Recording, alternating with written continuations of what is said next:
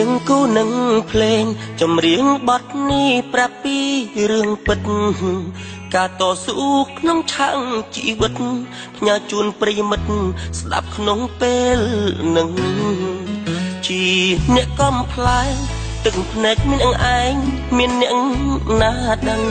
រឿងក្រៅឆាំងលំបាំងខំប្រឹងមុនមានថ្ងៃនឹងជីវិតយ៉ាងណា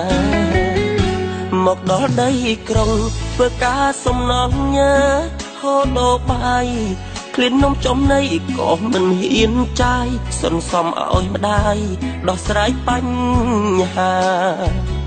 ដីតិចកូនច្រើនស្រូវហូបមិនគ្រាន់ស្រែមួយហិកតាញើដូចឈាមរៀមច្បងគ្រួសារមិនដឹងថ្ងៃណាផុតកម្មវេរីរទុងរើសញ៉ាំងកំប្លែងដាក់ពាក្យម្នាក់ឯងសំដែងមុខនឹងកម្មការទឹកដោះម៉ែថ្លៃកូនមាននិស្ស័យជាប់ជាតារាម៉ែអស់ពេកហូរទឹកនេត្រាសង្ឃឹមគ្រួសាររួចពីក្រក្រីចម្រៀងបទនេះលើកដៃសំពាំងបួងសួងជូនពរពុកម៉ែបងប្អូនសំណាងល្អមានអ្នកគាំទ្រទើបខ្ញុំបានល្បី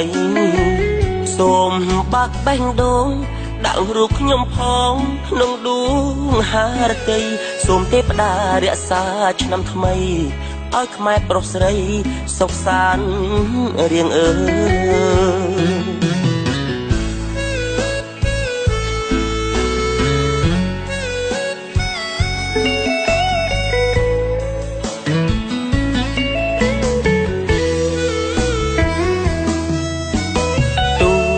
ទុងរើសញ៉ាំង